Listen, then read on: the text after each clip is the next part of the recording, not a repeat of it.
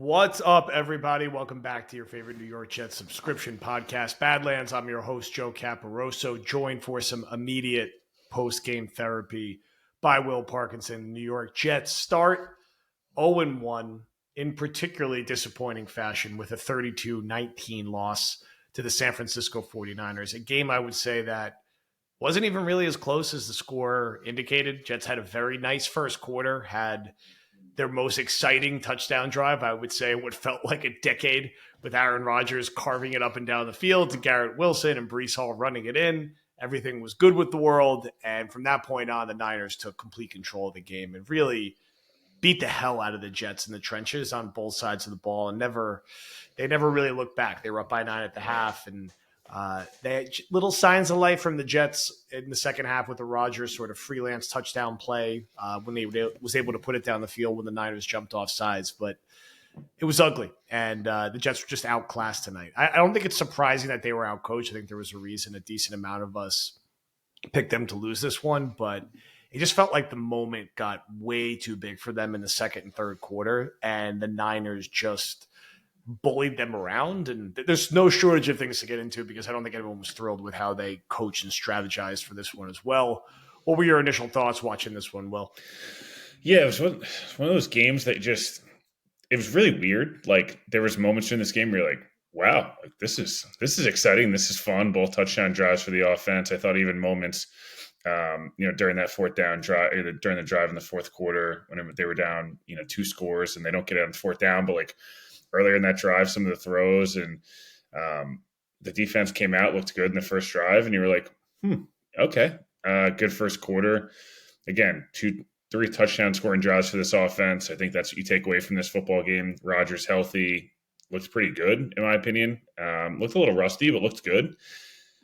Pass protection was good, like for the most part. Like, I think those are the things you look at from a positive standpoint. I thought the offensive play calling outside of when Rodgers checked out of stuff was a concern. I think that's just, the Niners move really well defensively side to side, and they kept being like, let's run at Nick Bosa over and over again and hope that like Fred Warner's not going to cover ground. I don't think Breece Hall was particularly good tonight at all. Obviously, the fumble was a killer. Had a pretty bad drop as well, and just didn't look great running the football. But I don't know. I mean, 16 carries. Rodgers' stats aren't pretty, but like, honestly, all things considered, I don't really care what his stat line looks like the first 3, 4, 5 weeks of the season. It's more about this offense getting better. Again, it's week 1, right? And they're on the road. It's their toughest game of the season. Mike Williams isn't up to full strength yet. I think there's a lot of new moving pieces and that whole thing. I think it was frustrating going up 7-3, and then the defense proceeded to give up 8 straight scoring drives, including missing. Mosley got hurt at one point. Michael Carter got hurt and left the game. The Sauce thing was really weird. He wasn't hurt, but then wasn't on the field. And then the Niners went 6 of 6 and scored a touchdown. It was like there was a lot of weird stuff that happened in the second and third quarter. And then by the fourth quarter, the offense started to get rolling again. And, it is what it is. It's kind of too little too late. Yeah, I hated a lot of what they were trying to do on offense. The consistent running on first and second down. The plan, even on the touchdown drive, just seemed to be run it on first, run it on second, and let Rodgers and Garrett finish, figure something out on third down, whether it's a back shoulder throw or whether it's Garrett getting open. And it's a tough thing to deal with. The Jets didn't have a single player with a catch or with a carry until late into the third quarter. When Lazard was able to make a few plays and actually finish the game with 2 touchdowns. Yeah, 6 for 89 and 2 touchdowns. A lot of people cashing in on that anytime touchdown bet, and I see a couple people catching in on the 2 touchdown bet. But it's what we would be concerned about from Hackett, right? When they got in third and short, there was no creativity with the play calling. When they got to their 2-point play, they just ran the ball right up the middle. When they were not getting a good push in the run game from the offensive line, no jet sweeps. I felt like there wasn't enough motion pre-snap. Williams barely played. I feel like, what did he play? 7. He had 4 snaps at halftime. I'm assuming he didn't play much in the second half, so he was really not part of the game. It was really just Lazard, who, after his ugly drop on the first drive, which, again, you can't beat the Niners when you turn the football over, you lose the turnover battle, and you have drops and penalties. They're better than you. They're coached better than you, so you upset them by winning the turnover battle and winning the penalty battle. And the Jets, They made a couple killer mistakes early. And that game, the game should have been tighter in the first half if they don't make those mistakes. And now you're down 9, and their defense was just, again, they were just getting pummeled, and we were seeing too much of, when the defensive line rotation looks bad, it looks really bad. And you get stuck in these third downs with Jalen Holmes, Solomon Thomas, and Will McDonald trying to stop the run as a 3-man front, and they're getting just destroyed. No pass rush to speak of tonight. I am sure Hassan Reddick's camp is cheering this result on as a massive shot to their leverage, because it was not a great Jermaine Johnson game. Will McDonald was a ghost. The Jets, I think they technically registered 2 sacks on Petty, but they were not really sacks. He just kind of like slid down in sort of like garbage time situations. So they got no pass rush really to speak of. And there was just concerning personnel usage on both sides of the ball. A couple third downs that stuck out to me. It's like you're going 4 wide with Ruckert, Conklin, Lazard, and Garrett Wilson. That's not really going to be sustainable. So they need Mike Williams to get up to speed, or they're going to need to find something from Gibson or Corley, or do something more extreme like we've talked about around the deadline. No really Braylon Allen to speak of until the last drive with Tyrod Taylor. Looked fine, but it's garbage time. So it was like the Niners are a better team. They're a better coach team, and they also played a better overall game. And when that happens, you lose by double digits. And it's not the end of the season. I don't think it's shocking at all that the Jets lost this game. I would have liked to see them be more competitive and more physically tough in the game. That was frustrating. Like, once they really started getting punched in the mouth, that was it. They didn't have a strong counterpunch, especially on defense. And there were some weird things that happened. Mosley left for a little bit. He's banged up. There was whatever happened with Sauce in the second quarter, which I'm sure we'll hear 19 different stories on. Tough game for the safeties. Adams and Ashton Davis did not play well. We knew that could be a position of concern. And this is what Shanahan does. He finds the weaknesses on your defense, and for the Jets, that's their run defense and their safeties, and he rips it apart. And that's what they did. Now, is Will Levis going to do that?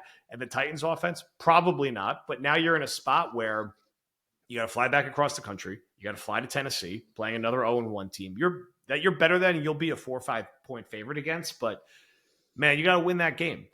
And I don't ever like to say there's must wins in week 2 or week 3, but you got to win that game. And you could get away with bigger picture here. We're all frustrated. No one wants to watch losses. You lost an out-of-conference game to a team who's probably the best team in the NFC.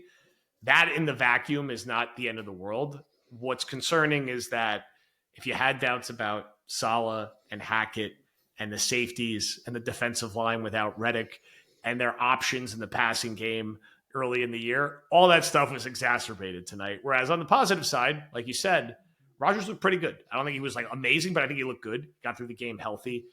Garrett, wasn't perfect, but he had some really nice moments in the first half. Can Lazard be competent enough going forward? They got to figure out ways to get the tight ends involved in this offense, and they got to get Braylon Allen involved. But it wasn't a complete unmitigated disaster, but it also was not the kind of competitive loss that you could feel good about in any way whatsoever. So how do you turn the page on a short week and make sure you don't lose to a Tennessee team that I would say you really have to beat? You can't lose that game and be a serious team. Yeah, you probably have to win 3 of the next 4. I think we kind of all expected 3-2 would go into Buffalo, 4-1 potentially. Look, as you mentioned, it's not that they lost to San Francisco, and you kind of touched on it on the pod. I did the preview pod before the game, and I was like, the keys to this game were like obviously keeping Rodgers healthy, but stealing a possession on special teams or on defense. They didn't do that. They did the opposite. Morstead obviously was amazing, but other than that, like, turned the football over twice, dropped an interception, got no pressure on the quarterback, didn't tackle efficiently at all. I'm not trying to harp and beat a dead horse here. Michael Clemens, like, the Jets defense, their staff, I get it. They love Clemens because he looks intimidating and, he's a fun meme guy, but like, Kyle Shanahan was like, that's your worst player, and I'm going to dominate this dude over and over and over and over again. And that it was 10-7 or whatever it was, 12-7, whatever that, or not 13, whatever the score was at that point, that drive or whatever, 9-7, like, they just punched them in the mouth over and over again. The drive Mosley gets hurt, and they just kept running at Michael Clemens over and over again. So that's going to have to get figured out.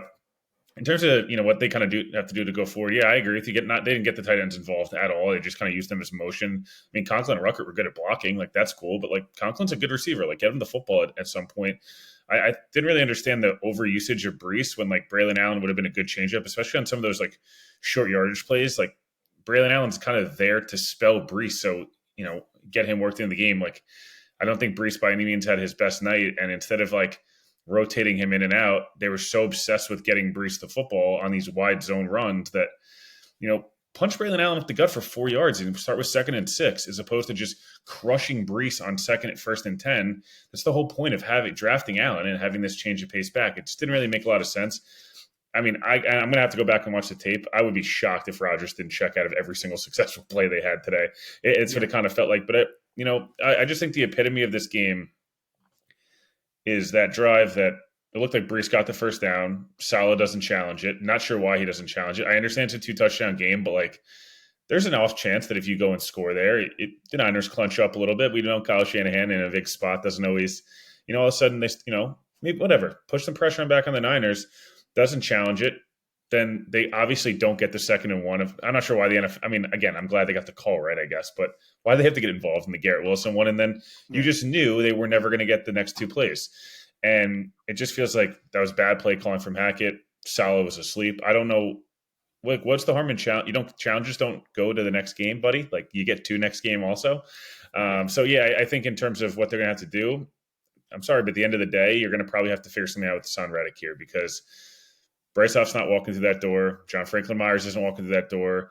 And expecting Braden McGregor and Leonard Taylor and Eric Watts, who are great stories, to be high-level contributors, they didn't have Jermaine's a good player. Jermaine's not like a $28 million a year edge rusher that sacks the quarterback 18 times a year. Like, he's not Myles Garrett or TJ Watt.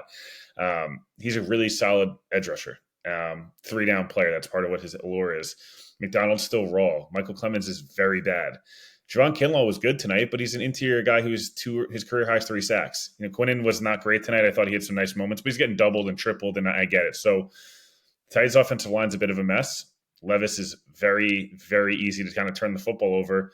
The defense is going to have to figure it out, and the Jets' offense is going to have to run the football much more effectively, get Rodgers in some better situations, some more 3rd and 4, 3rd and 3, as opposed to 3rd and 7, 3rd and 8.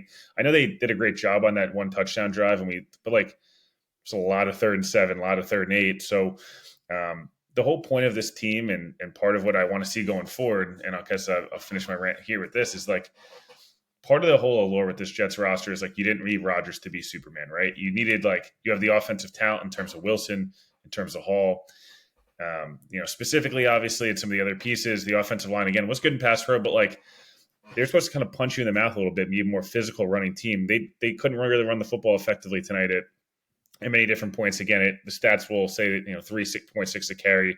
Again, not great.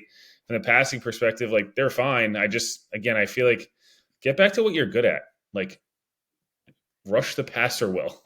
And last night I think it was just deflating a little bit to lose in the manner they did, as you mentioned. 23-17. I think you had 20-17 or something of that nature, them losing. They lose a heartbreaker, you're upset, but like, this was kind of like, oh, there were some moments, but like, the defense didn't look good, and that's kind of disappointing a bit, especially McCaffrey. I mean, no McCaffrey, and to get out